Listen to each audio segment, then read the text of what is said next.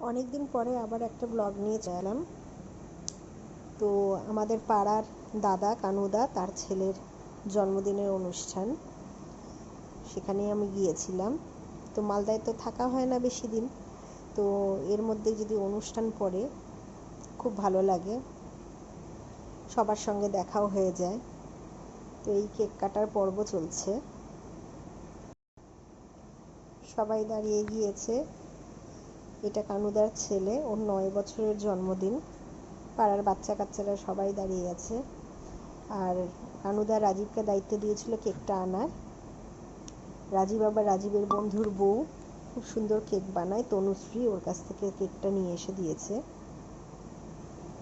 বাচ্চারা বেলুন ফাটিয়েছে, বেলুনের মধ্যে অনেক চকলেট ছিল, সেই চকলেটগুলো কুড়াতেই ব্যস্ত। তো এইগুলোই বাচ্চাদের মজা। এখন সব হচ্ছে, স্প্রে করছে, খুব মজা করছে বাচ্চারা।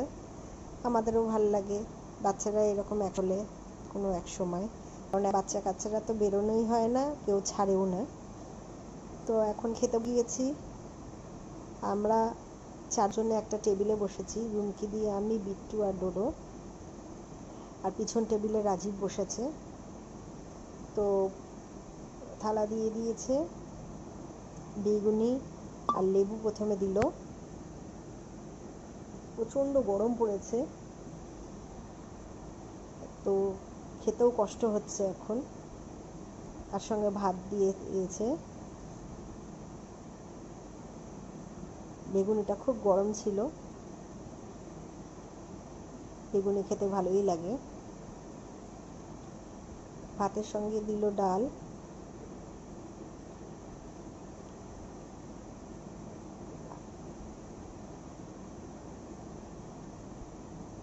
যে ডাল পড়ছে,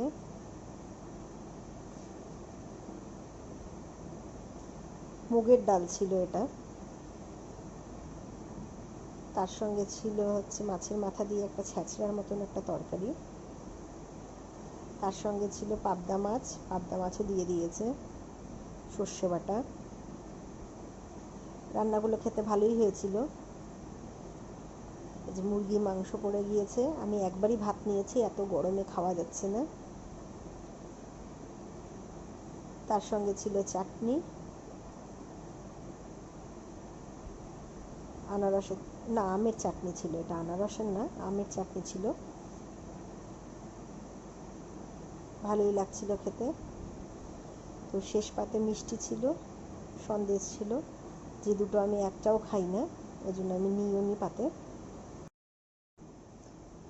আর লাস্টে আইসক্রিমও দিয়েছিল, তো আমি নিতে চাইছিলাম না, কিন্তু ডোডোর তো খুব ইচ্ছে, আমি বুঝলাম, তাই নিলাম। আজকের মতন এখানেই তাহলে ব্লগ শেষ করলাম।